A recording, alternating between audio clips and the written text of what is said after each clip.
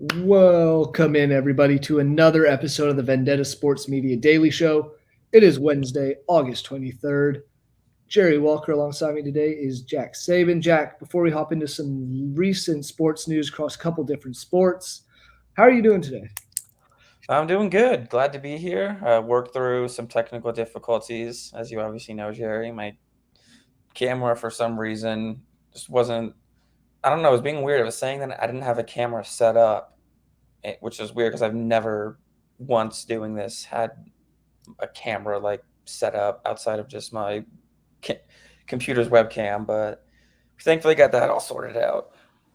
Hey, always good to happen or good to have it back working. It was little sketchy there. It seemed for a second. I could hear you, couldn't see you, but now we're good. Now we can go into it. Maybe we had to put you on administrative leave briefly. Maybe your computer was heading out, but we'll get into the news with that. Wander Franco has been put on administrative leave by the Tampa Bay Rays after all the accusations of him dating a 14-year-old come out, and amidst their investigation he is kind of not suspended is the wording, it is administrative leave, but it's pretty much like he can't do anything with the team while the investigation is ongoing. What are your just general thoughts on that whole situation? Because what a shit show.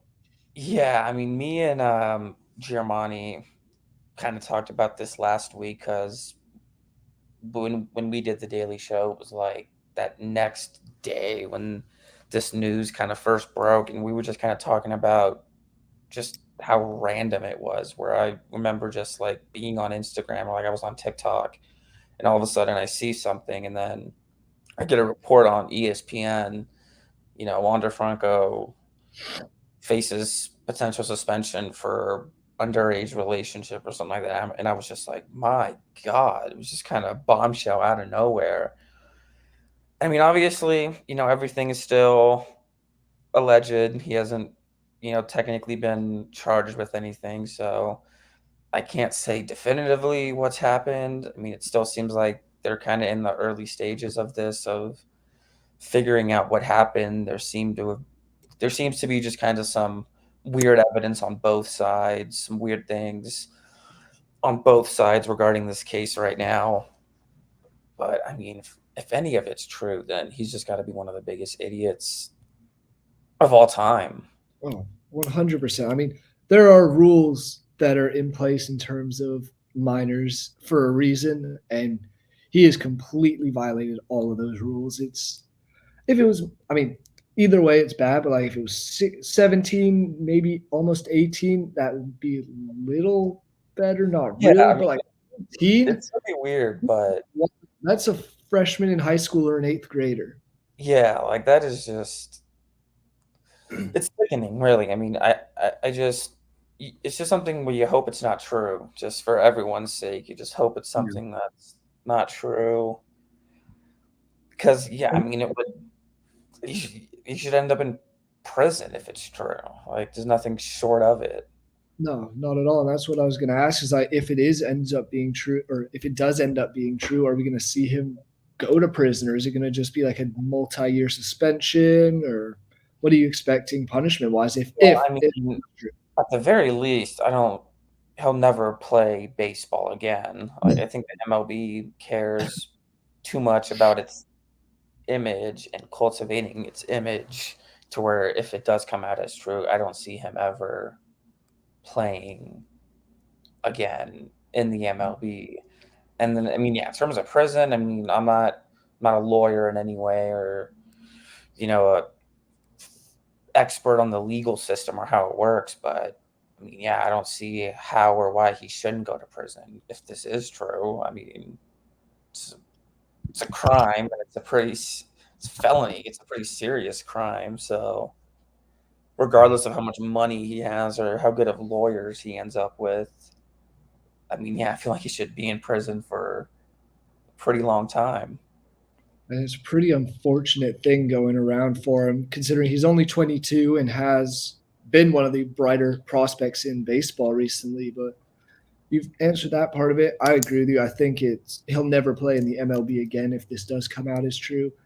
Might have to go might play abroad somewhere, but even then, no one's really gonna look at him in the same light ever again, and Yeah. his career is over for the Toast. most part. So how? Well, Because this isn't. Oh, go ahead.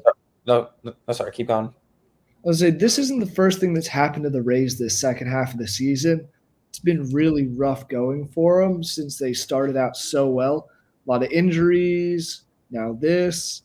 How do you think this Wander Franco situation is going to affect them? Because they were a team coming into the season for the first couple months looking like a real World Series contender. Yeah, I mean, the old saying is the straw that broke the camel's back.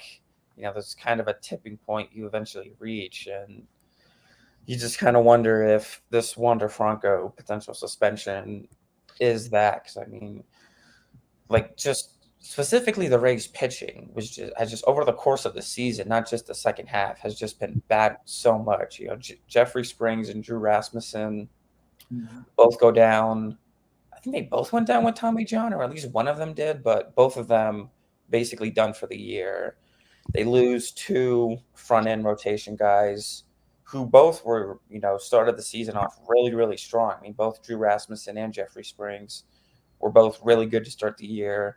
They lose both of them. Those are both kind of big blows. They're dealing with Tyler Glass now, who was coming back from an injury, seemingly always. They kind of got him back, which has been nice. But I mean, he's been the healthiest pitcher on that rotation, which, and Tyler Glasnow is the healthiest pitcher on your rotation. It's usually not a good sign. And then, why am I drawing a blank? Oh, Shane McClanahan then goes on 60-day IL. Tommy John, which also hurt me in fantasy, but that's unrelated. But he goes down for the rest of the year, and it was just like he was kind of the last, along with Glasnow. McClanahan was kind of that main guy holding down that rotation. They were kind of having to rely on him to eat up a lot of innings.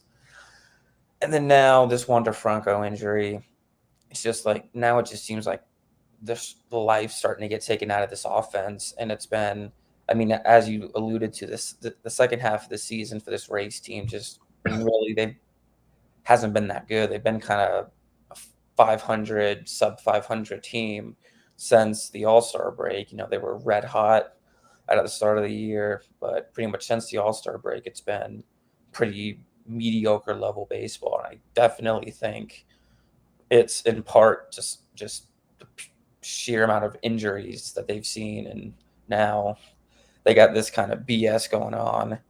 Yeah.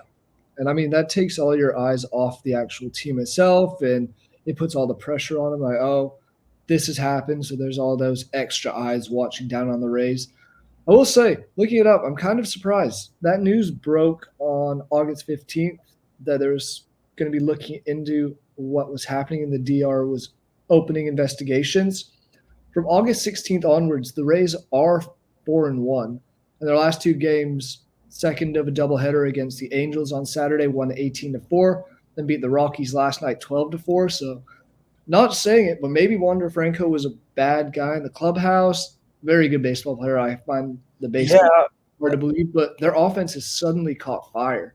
yeah, which would be weird because like prior to this, I personally hadn't really heard anything that like, he was a bad locker room presence in Yeah, any way, or that no, he was holding the team back in any way. He seemed like it seemed like he was contributing to a lot of wins, if anything, which is why it seemed like this could have potentially been a big suspension. But I mean, yeah, more recently, they've kind of been seeming to find their groove a little bit. I know I said they've been more or less a 500 team since the All-Star break, but they've shown that they've already shown that they can overcome injuries and win with guys being injured. The entire first half of the season was them kind of finding ways to win while dealing with injuries. So it's definitely not something that the Rays can't do. I mean, we've seen it in years past. They bring up guys that nobody's ever even really heard of, and they come up and are all-star level players. So, I'm definitely not going to count the Rays out completely yet. They've proven me and many other people wrong many times before. they'll bring up random guys and turn them into all-stars. The Rockies, it's a good team. I'm sorry, Jerry. I know you're a Rockies fan, It's but not a it's good usually team. it's usually Rockies a are pretty, pretty good tune-up series. yeah. Need to catch fire a little bit. So maybe that's kind of what they need. Oh yeah, and I mean that I can speak on that Rockies game. It was 4-3 Rockies going into the bottom of the eighth. Then the Rays bats caught fire, put up 9 in that bottom half of the eighth inning, and 9 in an inning? My yeah, God. oh it was terrible. There's a grand slam, a couple other homers, I think.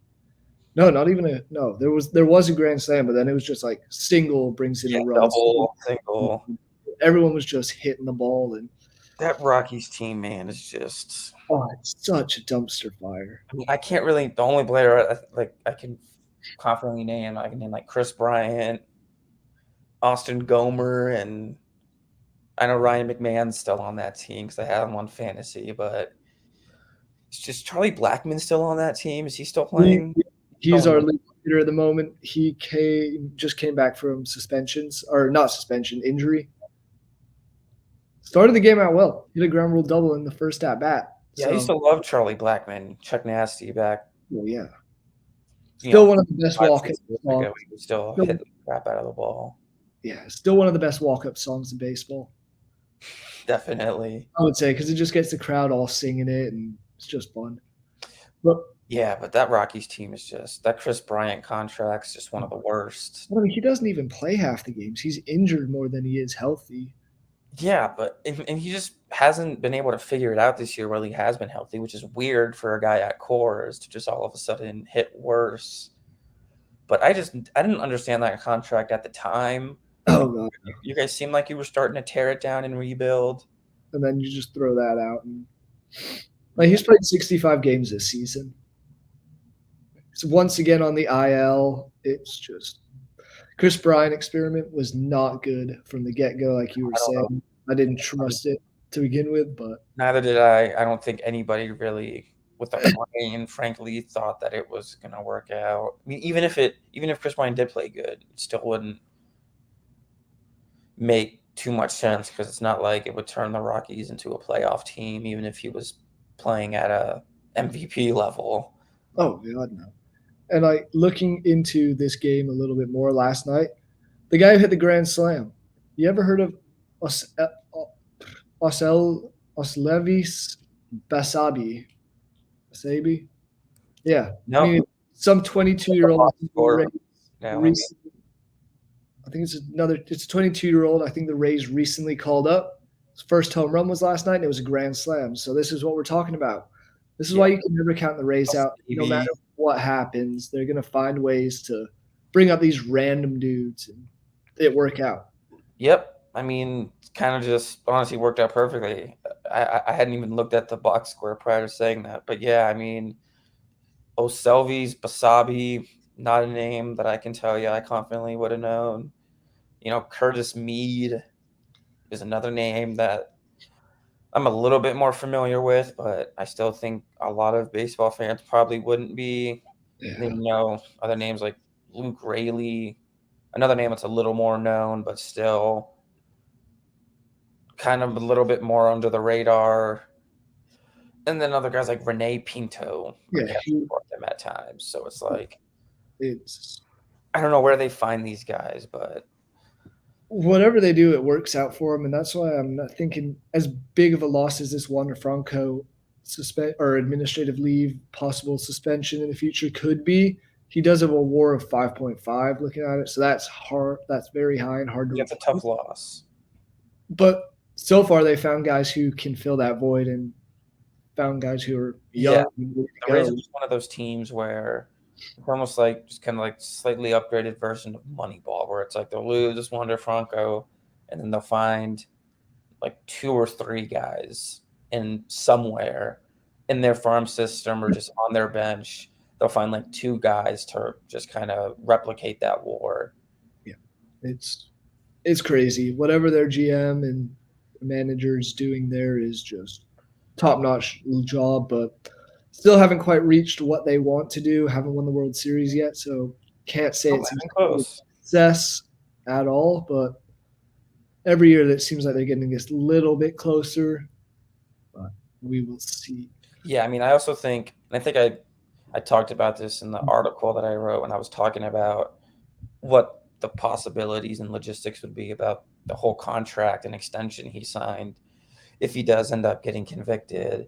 And I just talked about how fitting that it is for the Rays that they would have potentially their largest contract in franchise history, like be potentially nullified if he does end up getting convicted. I just thought it would, I just thought it was so like Rays, like it was so typical of something like that to happen to them. It's like, oh, they're about to have, their actual biggest contract extension and like a true, because I mean, the Rays have never been known for spending big money on players. No, not at And all. they go out and give Wander Franco this huge contract, and now it could just potentially get voided. Yeah, and I mean that just gives them more money to go and spend on free agency. There's if that contract was to get voided this off season, there's a guy out there who's going to get a shit ton of money. I don't know if the Rays even have that much money or have the pull to bring Otani out east, but why Yeah. not? Why not throw whatever you threw at Wander Franco at Otani plus some more? Yeah, I mean, it can't hurt to at least try to convince him. Yeah. I mean, I know he seems pretty adamant on wanting to stay on the West Coast. Yeah. So we'll see how much that actually ends up playing a factor. But yeah, I mean, every team's going to be throwing money at him It's going to be crazy. because yeah, I mean, And rightfully so. well, yeah, it's just what I think the most interesting thing about that is going to be is I think it's just going to be interesting because it's going to be like in out of like the three or I guess four major sports, it's going to be like the first time where we'll be able to confidently say that there is almost like a cap. I feel like in terms of contracts because it's like no baseball player, I think from now at least for the next, I mean, I guess just to be cautious, like the next 5 years, maybe even longer, is going to be able to ask for more money than Shohei Otani, right? No, because no player does more at both ends of the field or both sides of field. I So guess. it's like no one's really going to be able to ask for that kind of money. So it's almost going to be like his contract is going to, I feel like, almost be like in the short term, be just like a cap in terms of what the market's going to be for the next 5 or so years, or at least because then it kind of begs into the question how long he stays a two-way player for. Like, how long can he realistically Keep stay a doing. two-way? I've heard different people say different numbers, but I think a general consensus seems to be, best case scenario, if he avoids major injuries, he can probably stay a two-way for maybe another 3, 4 years. And then at that point, he probably focuses on one of the two. I would assume he focuses on being a hitter because that prolongs his career usually. Yeah, I agree with you there. I think it'll be another 3 or 4 years for him doing both. Who knows? He could surprise us as he's done so many times already and keep going. But when you're throwing 100 and change at times, your arm's going to wear down really Yeah, quick. and he's avoided like major arm injuries up until this point. It seems like with him, it's not going to be a matter of if, but when he gets Tommy John, as it is with pretty much all these pitchers nowadays. Yep. But who knows? Otani is going to get a bag this offseason, like you were saying. So we, Maybe the Rays will have the money to yeah, throw a good contract at him. we'll see. I'm still pulling for. Last thing I want to say on Otani and on really the MLB before we move to some NBA news Yep. is ideal situation for. I just think it'd be really cool if it happened. The A's are moving to Vegas. First player they come in and sign Shohei Otani. Otani on the strip. That would just be pure Hell of chaos. a pitch. I don't see it ever happening in a million years. Yeah. In an ideal world, yeah, it'd be nice, but But that's just the one I think would just be so funny if it happened. Because what what other way to bring baseball really to Vegas than by going out and signing the best player arguably ever? yeah, I just don't see how Oh no. the A's would convince him to sign there or where they pull the money out of. Yep. It would be a really just super funny troll thing to see. Because it's not exactly like he would turn him into a playoff team. We saw No. that with the Angels, where two of the best players in recent times can't even do that. So let's It say, it would be funny. The memes and the trolls would just be absolutely hilarious. but on that note, looking at some NBA news, there was a little, I wouldn't say controversy happening surrounding Lonzo Ball, but Yeah. Stephen A. Smith, Little friendly beef. little friendly beef, we'll put it that way. Maybe honestly, kind of some trolling there. Stephen A. Smith declared that Lonzo, who had knee surgery recently, has kind of been out for the better part of the last year and a half, 2 seasons, was having trouble even getting up from a chair out of a seated position. So what does Lonzo go and do? He goes and puts a video on TikTok or on not not Twitter now, it's X, but Yeah, goes out X. and does Twitter. that. Yep, definitely X. And puts a video out of him doing one-legged squats up and down from a chair. It's pretty much a fu to the face of Stephen A. Smith. You don't know what you're talking about. What do you know? What do you think about that? It's Yeah, I don't know. It just seems like Stephen A. Smith was saying more stuff just to say stuff, which is, usual Stephen A. Smith. I mean, he's claiming that he's got verified sources on this stuff, and clearly either he does not have reliable sources or he's just saying stuff on air to generate clicks and attention, which has more or less been his MO since, oh, getting his start. I mean, overall, I don't think it's really too crazy of a situation. It's not really too much to look into. Obviously, Stephen A. Smith and Lonzo Ball have some sort of professional relationship. They've obviously interacted with each other before. We've all seen the Stephen A. Smith, LeVar Ball interview, I'm sure. So obviously, these two people, like, they know each other. It's not like they're complete strangers or whatnot. But I mean, for Lonzo's case, I'm happy for him. I just kind of what's happened to him over these last 2 years. I think it's been pretty unfortunate. It just seemed like he can't really catch a break. And I mean, there was a time where a couple months, like a few months ago, there were actual like reports and stuff that was making it seem like he could like not be coming back yeah, anytime soon and could be retiring. So I think from that sense, it makes sense. Like I could see where Stephen A. Smith was coming from, but like this him specifically saying that like he couldn't get up out of a chair, like I just don't see what Stephen A. Smith gains from saying something like that if it's not true. It just doesn't yeah. really make sense. Like I guess he just You again kind just of kind of get wants away to with keep his name out there.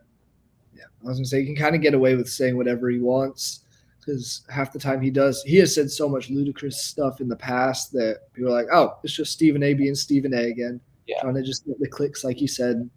He is very, very efficient at doing that, to say the least. So, but I don't know. I really hope Lonzo Ball does come back because Yeah. that point where he was playing last season, the Bulls were the number one team in the East, and they were a fun team to watch. But then he gets hurt. The whole team kind of falls apart for a bit there, and struggling the rest of the season. But he's a talented, fun player to watch, and like you never want to see someone's career at 25 years old Yeah, get just ended because of injuries. derailed by knee injuries. Yeah. So yeah, I mean, it was it was nice to see him at least in that video, like actually clearly getting up from a chair. Because I mean, like I was saying, there were reports a few months ago that was saying that like he could barely walk and like Yeah. could be out for another like full couple seasons. And I mean, we've already seen the report that said that where was it that he'll be out all of next year. So new Yeah. theory then. Lonzo Stephen A. Ball confirmed he'll miss the 2023-2024 season. Oh yeah, it's So gonna be a yeah, bummer. But just hoping that he kind of gets healthy, gets right, gets in the right headspace. But for now, it seems like he's gonna be trolling people who are he's spreading slowly misinformation. slowly progressing and getting better, which it looks like in that video. So that's always a good thing to see. My new Yeah. theory: Stephen A. Smith wasn't saying anything crazy because you were saying that there were reports a few months ago about that he was struggling to walk, having a hard time doing anything. Maybe Stephen A. is just using Internet Explorer. His browser's just loaded up all the news, so maybe it's just taking Yeah, time. But he saw that report from like 4 or 5 months ago and was like, all right, this sounds accurate. we'll No, roll with it today. Slow news day. but hey, all the best for Lonzo. It's just a kind of a not too much news wise on that. It's just kind of funny to see and just showing that he's still taking everything in stride and isn't. Yeah, he seems to be in the right headspace. Yeah, he's been almost invisible on social media since his most recent knee injury. So him coming out, maybe that's a good thing. We're seeing it a little bit more on there now for him. So maybe he's feeling confident that he'll be back maybe sooner than we hope or sooner than we think. Yeah, I mean that would obviously be ideal. Like we were saying, you don't really ever like to see, you know, 24, 25-year-old kid or player's career derailed by injuries. So yeah, definitely hoping that he makes a full recovery. Absolutely. But moving on to the next NBA player that's been in the news a lot recently, you're a Philadelphia sports fan, James Harden has been fined $100,000 by the NBA after his comments regarding their ownership or their owner. Why am I blanking on his name? Daryl Daryl Morey, Morey and how Daryl Morey is a liar, saying, "Oh, we're going to trade can't him be once it trusted. started." But you can't say that. There's some things. Express yourself, say what you got to say, but you can't go out and openly call your owner a liar because Yeah, it clearly that just doesn't end well. what also just seemed like kind of just like cringy. It was just like he just like gets up on there and is recording himself. Daryl Morey's a liar. It can't be trusted. Let me repeat myself in case you didn't hear me. And that's He's a what that liar. was. Can't be That was trusted. in China. That was an event in China. Yeah, I think so. I mean, Harden seems to spend a lot of time over in China. Okay. Maybe he can just stay there and play there. But Team up with Dwight Howard at that'd be fine by me. Yeah. Go turn the Shanghai Sharks into the greatest team ever. No, I mean this whole situation has just been so weird. I was keeping track of it when it was first happening, and now I'm just kind of at a point where I'm just like, man, I don't even care. The Sixers are just so dysfunctional, and James Harden is an idiot. I mean, I think it's just probably one of those situations where there's probably blame on both sides. I mean, I'm not going to sit here and say that the Sixers have probably handled this perfectly and didn't lie to James Harden at all and have been 100% truthful because we've been too dysfunctional of an organization in my lifetime for me to confidently say that. And James Harden also, I mean, hasn't really done himself or his reputation any favors in the past years with kind of how he's acted and with different teams. So I think it's one of those cases where there's probably blame to kind of go around to multiple people. Yeah, I'm with you on that. I think he's not doing himself any favors, but the Sixers, I think we all would have agreed earlier in this summer and this offseason that they should trade him.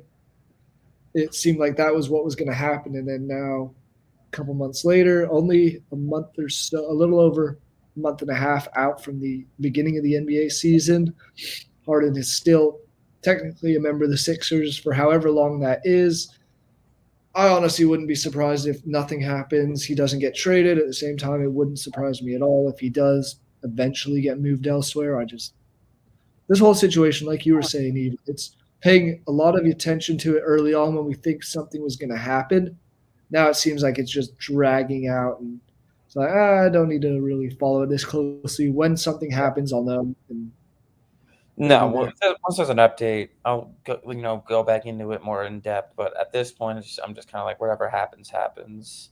Yeah, The one thing he's doing that I hate is the same thing Dame's doing with the Blazers, where he's all like, "I want you to trade me to one team, and you don't trade me to this one team, I'm not going to be happy. And it's like, okay, dude, but like you signed a contract, like Yep. you had a chance to choose to sign with that team, and you didn't. It's like you don't get. I mean, like the saying is, you can't have your cake and eat it too. It's like Yep. you don't get to sign with one team and then, oh, things haven't worked out the first couple years, so I'm gonna demand you trade me to this other team. It's like, well, that's not always going to benefit the rest of the team. At the end of the day, And that's what the matters. NBA is a business first, and these guys care more about winning than they do about pleasing an individual player. Yep, exactly. There's no one bigger than the team, and some of these NBA stars have that ego that, oh yeah, I'm more important. I want to go and win now. It's all that ring chasing culture, in my opinion, of players trying to move around, make super teams again, and that's why I know I'm a little biased in terms of the Nuggets, but like that's what made them winning the title. The Milwaukee Bucks winning the title a few years ago seemed super special because neither of those teams really went out and brought in superstar talent. It's kind of all both were homegrown teams and Yeah, bring those players in. It's not like say the Lakers when they went out and won it in the bubble, bringing in AD, having LeBron obviously now there, and Warriors. You can talk for hours about how it's bringing in KD and all that. I mean, before then, yeah, you even Heat and the Celtics. yeah. I think the Warriors are a nice mix of the both. Because They are. I They mean, are I definitely. hated the Warriors growing up when I was younger, just because they were the good popular team. But I mean, pretty much that first team that dominated the league prior to KD was pretty much all homegrown. Yeah. Curry, Draymond, and Clay Yeah. were all homegrown. I mean, Yeah, I definitely agree with you on that. it's definitely one of those weird things. Like it's we don't stop moving around so much. Go and build something. Be there. You are a superstar, James Harden. You are a very, very good basketball player. Stop trying to bounce around and play with different superstars because as we've all seen in your career, you can play with KD, Kyrie, Joel Embiid. I mean, Yeah, whoever the hell you want to play, it's not going to end up working out. Maybe he is the issue, and it's that he's never with a team more than 2 seasons, so he's never building that chemistry, never having that consistency that you need to make a to end up winning a ring. yeah, and I mean, even with this most recent Sixers playoff run, I mean, in that Celtics series alone, the 76ers went as James Harden went. And it's not an exaggeration. If you look at the box score for every game we won, he played amazing. He had those 2 40-point games that we won. We won that game one in the Garden, and he had like that 40-point game where everyone, or like maybe it was a 50 ball, I forget, but he went absolutely nuclear that first game in Boston. And then he had the other game where he had like a 18 or 19 point almost triple double or something in another win, played great again, and then he had that other like 40-point game again. Or yeah, we won 3 games that series because it went to game 7 because we were up 3-2. Can't forget that. Nope. So yeah, I mean, legit, the 3 games we won, it wasn't really Joel Embiid, It was even our MVP. It was Harden playing like the Harden Harden. was playing great. We won, and then every game we lost was a game where he was 1 for 9 from three, or was 0 for 4 and just not shooting and not scoring. No, and that was fun. That was fun. James Harden, fun Sixers basketball to watch those wins because he was playing like the guy saw in Houston, the guy we saw potential of in OKC, where he just looked like he was enjoying the game and didn't have any of the BS surrounding him. Another guy like I don't know if it's just the Sixers might be cursed because we saw the same stuff with Ben Simmons for a while. It's just Yeah, the process has been a process. if you're still on board, you really are trusting it and A lot of what ifs and what could have been. missed, But a lot of missed picks in the long process. do want to touch on one more bit of NBA news before we kind of transition to the upcoming week 0 of the college football season. Talk a little bit about that before we wrap up this show. But Ime Udoka, the head coach of the of why am I blanking? What Is the Houston Rockets? Rockets. Yeah, Yeah, yeah. I Rockets. was going to say Celtics, but I know he was gone from there after all that stuff. And now the rebound of that is his wife wants to take full custody of his 11-year-old son, saying that he's not a good father, hasn't really been there for him. You make much of this news. It's these reports. I don't really think I make too much on it at this point. Kind of seems to be like what it is regarding Ime. I always mispronounce the last name. Udoka. That's I Ime can't. Udoka. It just kind of seems to unfortunately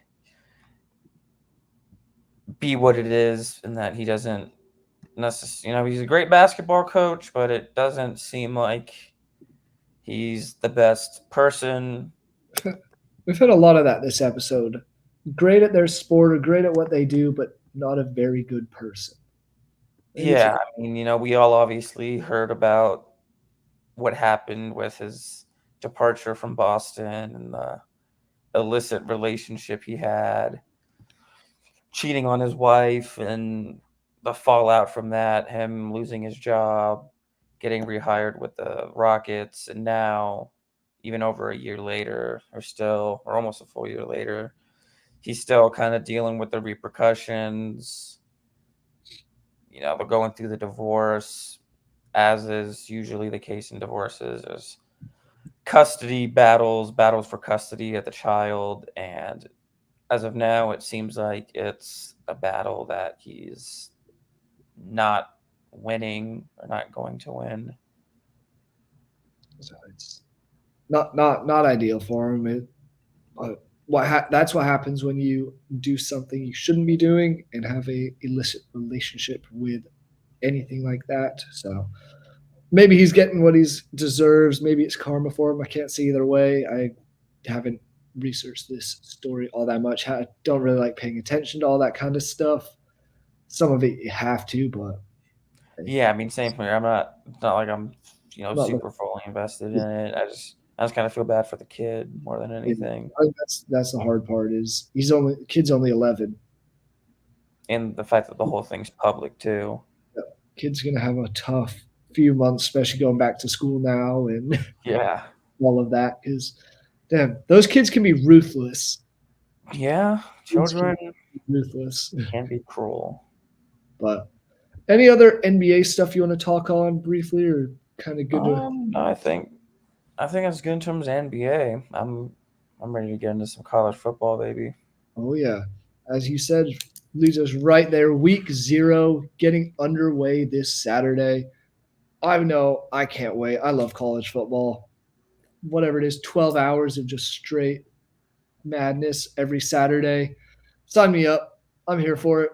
But we start with some not really super exciting games, but the first weekend is weird. There's only 7 or 8 games. There's 7 games this first weekend. I think it's the big one is really Notre Dame against Navy up in Dublin. It's kind of the only one I really see that's super exciting. USC will be playing San Jose State as well. Only 31-point favorites for USC, so that's not overly too exciting. But are there any games you're looking forward to watching this weekend, or are you just kind of happy college football is back? Well, I mean, yeah, I mean, I'm more so just kind of happy that college football's back. I'm excited. It just seems like it's always so long, the college football and just football off season in general.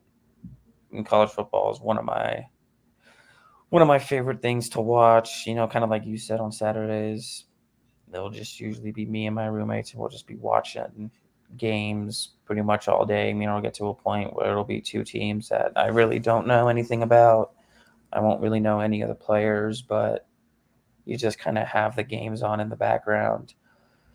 I mean, yeah, I think in terms of like the actual Saturday games, I mean, yeah, kind of like you said, Navy, Notre Dame, but I think just kind of looking a little bit more ahead to those week 1 matchups. Yeah. I think there's a few more that are a bit more enticing. You got Florida and Utah. I think should be a good game. Utah 14th in the nation.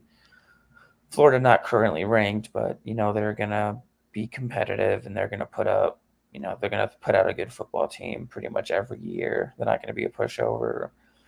I was talking about it before the show. My dad attended West Virginia, so I always kind of am rooting for them watching their games. They play Penn State, Ooh, who's 7 in the nation, so West Virginia will probably get worked, but definitely is a game I'll be watching.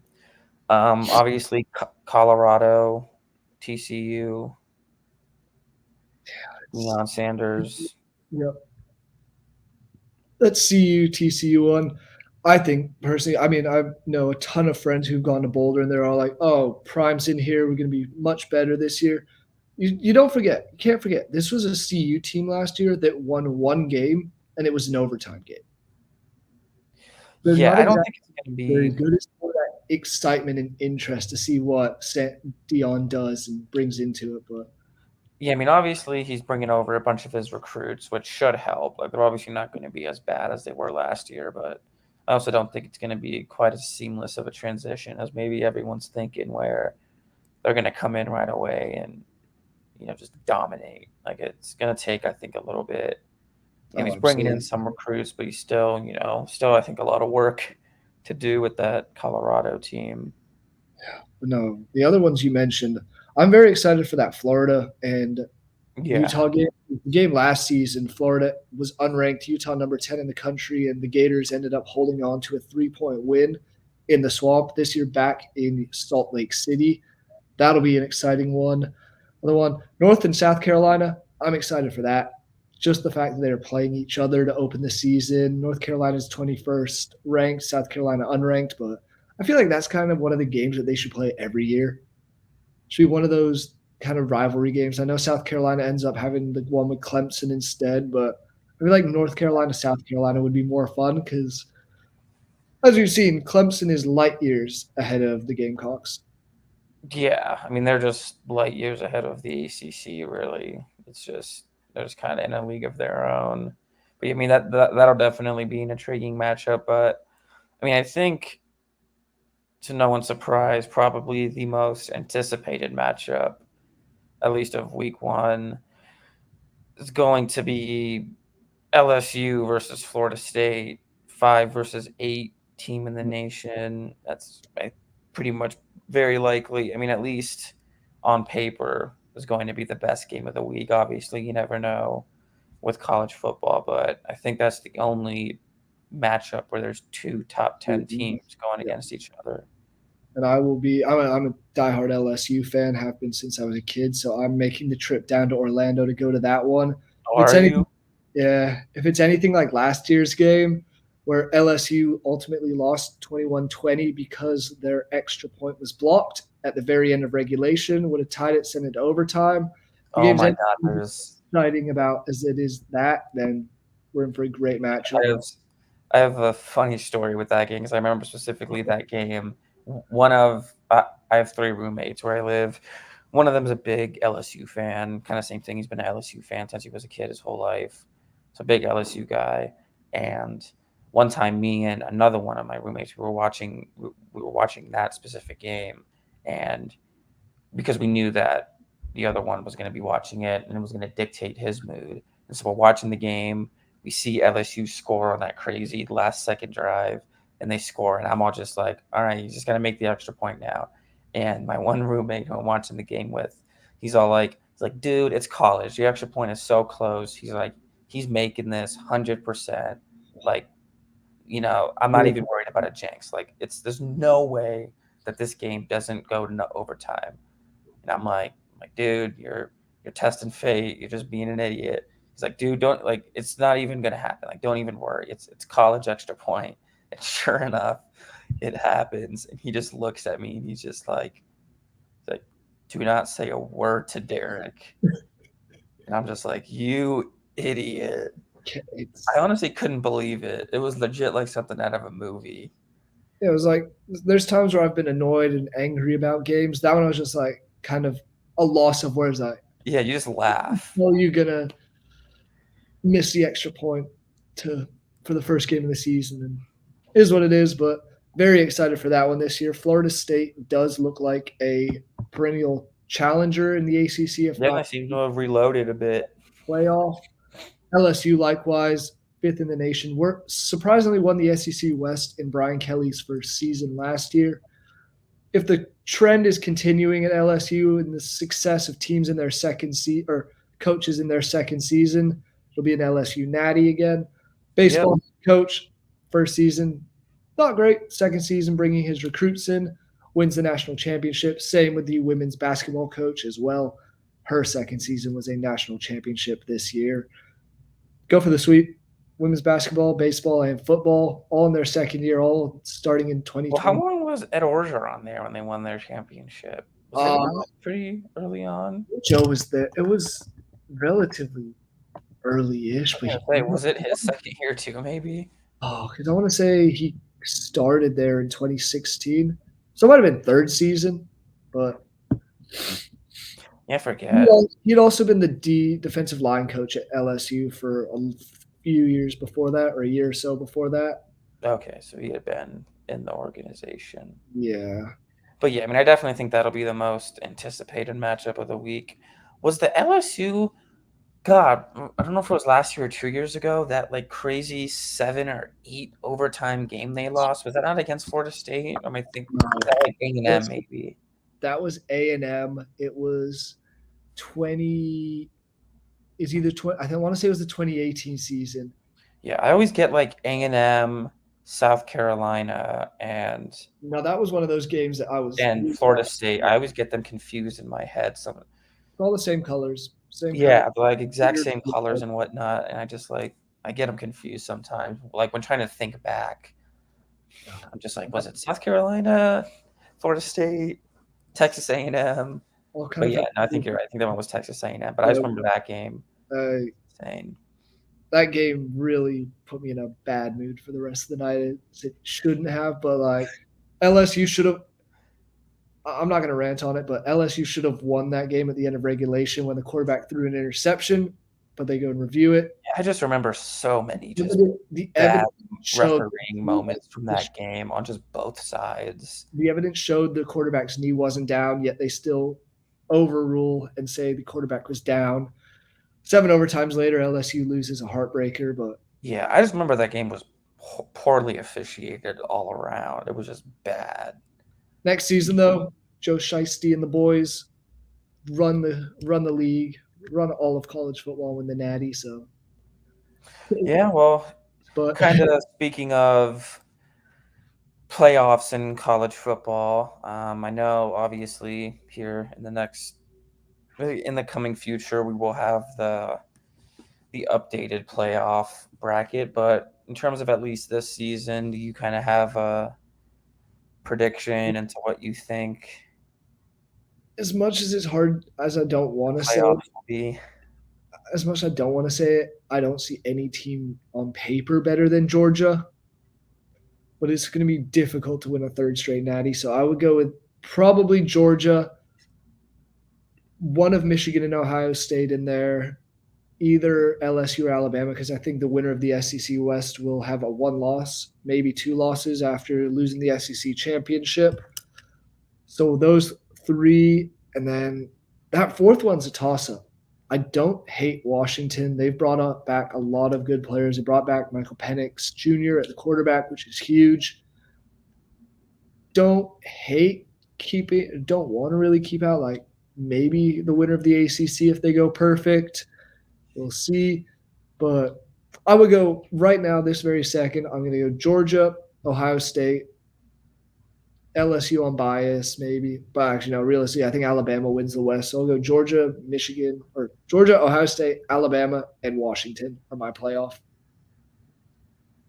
Yeah, I think it's a pretty accurate top four. I agree with Georgia. They just might, it's kind of boring, but I don't really see them being worse or any worse than they were last year.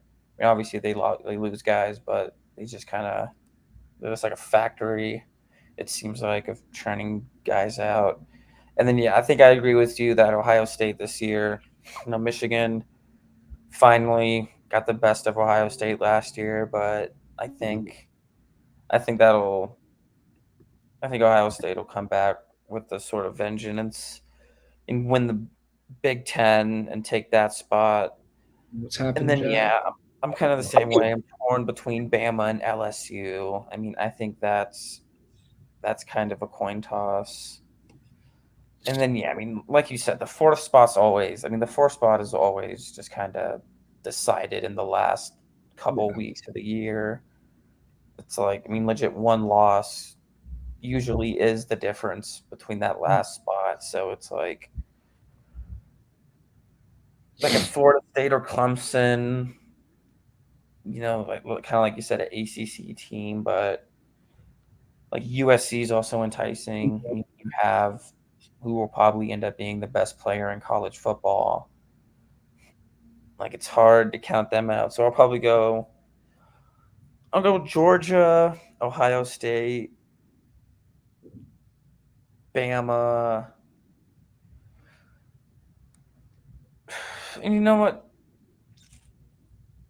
Yeah, I'll go USC. I think Caleb Williams, he knows it's his last year at USC. USC knows it's his last year at USC. Yeah. I think everyone on that team is going to kind of know it and play with that sense of urgency. Yeah, they really are. And I'm really just hoping at the end of the day we have games more like that Georgia and Ohio State semifinal last season and not many playoff games like the actual national championship.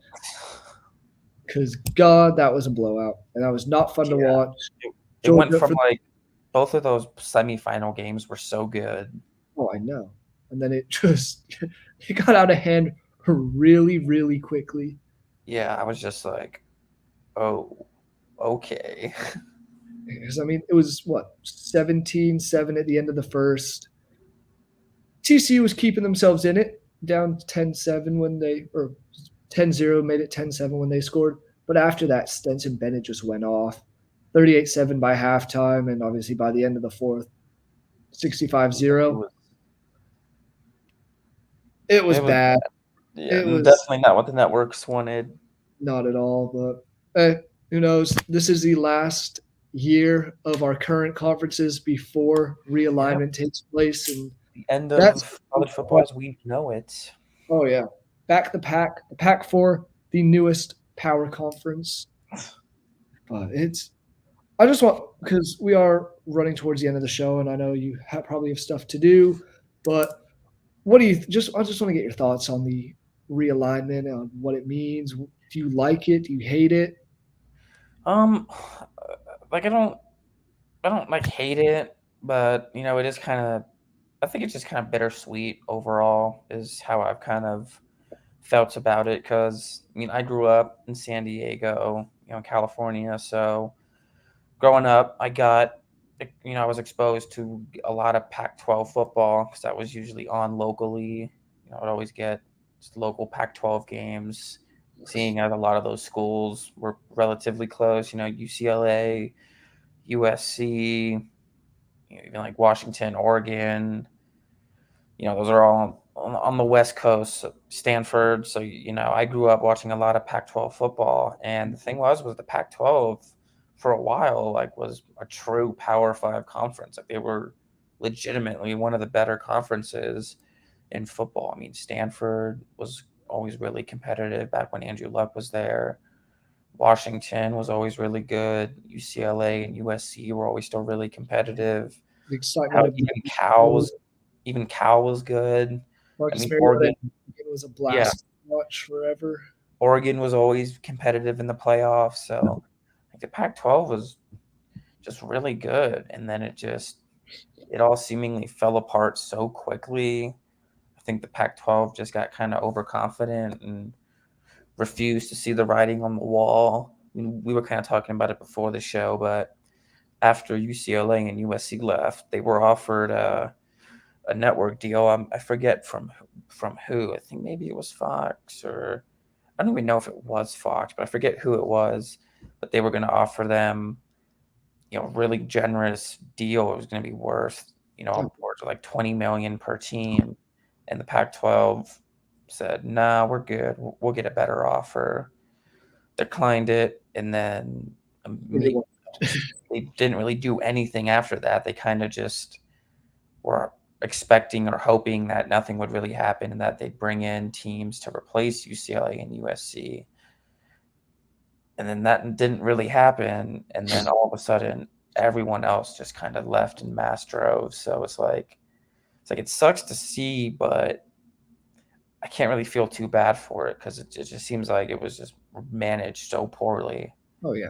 I mean, that's been the issue with the Pac-12 for a while. Obviously, it's the West Coast one, so everyone on the East Coast kind of tunes out once it gets late. Because I mean, I love the Pac-12 after dark. There's something special about watching UCLA and Oregon State have a 45-40 game at Yeah, damn near midnight. 9 o'clock at It's night. something special.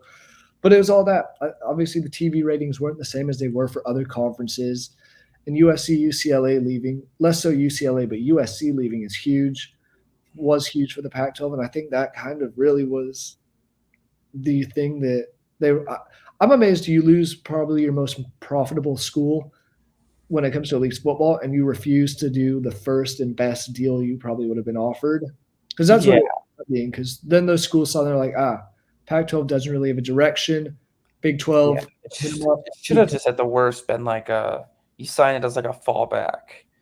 Yeah. So to like at least show to the rest of the teams like, okay, we're at least good for the next however long this deal is. Mhm. Like you guys are gonna have money for at least however long as this contract takes us. Maybe a little murky for the next few years, but it would have at least shown, like you said, that they're on some sort of track and not just twirling around in circles with their hands in their pants. Yeah.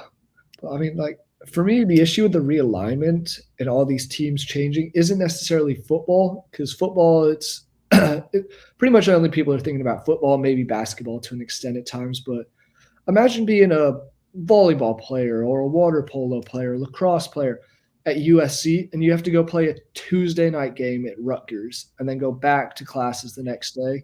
Yeah, That's that's the that's what aspect I've always that really that's what distant. I've been saying is just like it just seems like now the whole idea of the geographical conferences just I guess doesn't matter anymore.